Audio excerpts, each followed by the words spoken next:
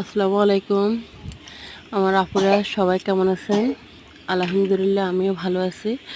এখন আমি আপনাদের জন্য নিয়ে আসছি দুধের চিতল পিঠা রেসিপি। প্রথমত আমি দিয়ে দিয়েছি চিনি, তারপরে দিচ্ছি আপনার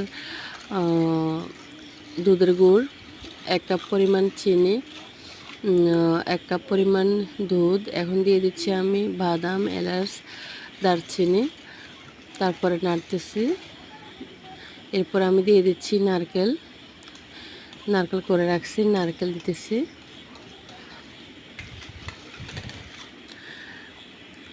তারপরে এখন আমি চিতল পিঠে এগুলা আগেই উঠে রাখছি, যে এরপর আমি কাটি 4 ভাঁজ করে রাখছি। এখন আমি একটু পরিমাণ মতো লবণ দিতেছি।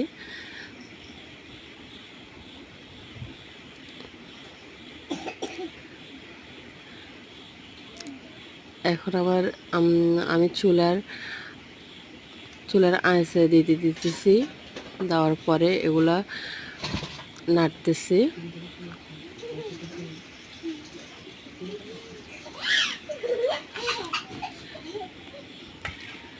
এখন আমি নাড়তেছি।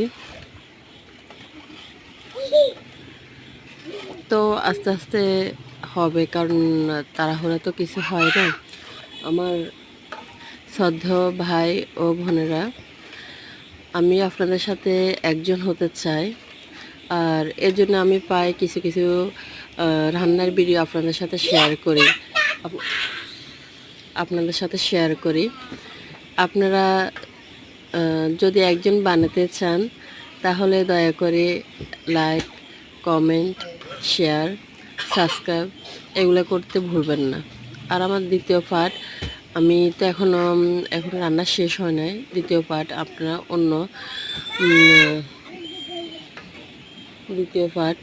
পরে শেয়ার, কমেন্টস করে জানার পরে আবার দ্বিতীয় পার্ট দেখবেন।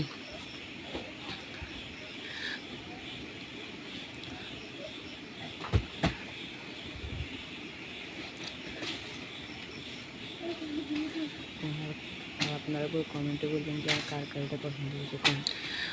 আর আমার আপুরা, আপনারা একটু কমেন্ট করে জানাবেন যে কার রেসিপিটা পছন্দ হয়েছে। কারণ এখন বর্ষার দিনে অনেকে পছন্দ করে চিতল পিঠা রান্না, অনেকে খিচুড়ি পছন্দ করে। আমি এক এক করে দিতেছি, আপনারা দেখেন, কমেন্ট করে জানাবেন। আল্লাহ হাফেজ।